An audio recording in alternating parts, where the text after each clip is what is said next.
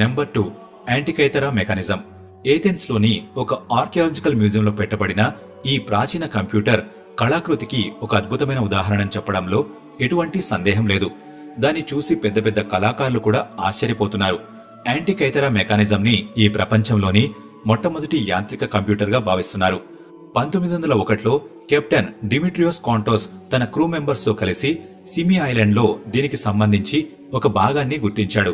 Actual గా దీన్ని మునిగిపోయిన పడవలో గుర్తించారు. 1902 మే 17న వెలిరే స్టేస్ అనే ఒక ఆర్కియాలజిస్ట్ దీని యొక్క ఇంకొక భాగాన్ని గుర్తించాడు. అది ఒక గేర్ లాగా ఉంది.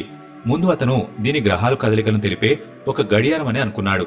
ప్రాచీన కాలంలో గడియారాలలో గేర్ టెక్నాలజీ ఉపయోగించారనే విషయం మీకు తెలిసే ఉంటుంది. ఇందులోని ఇంటర్నల్ స్ట్రక్చర్స్ పైన పరిశోధన చేసి దీన్ని పూర్తిగా రీకన్స్ట్రక్షన్ చేసే ప్రయత్నం చేశారు. దీన్ని కనిపెట్టినప్పటి నుంచి చాలా మంది ఎన్నో రీకన్స్ట్రక్షన్ మోడల్స్ ని తయారు చేశారు. ఈ రోజుకి ఆధునిక టెక్నాలజీ ఉపయోగించి దీన్ని రీకన్స్ట్రక్షన్ చేసే ప్రయత్నాలు జరుగుతున్నాయి.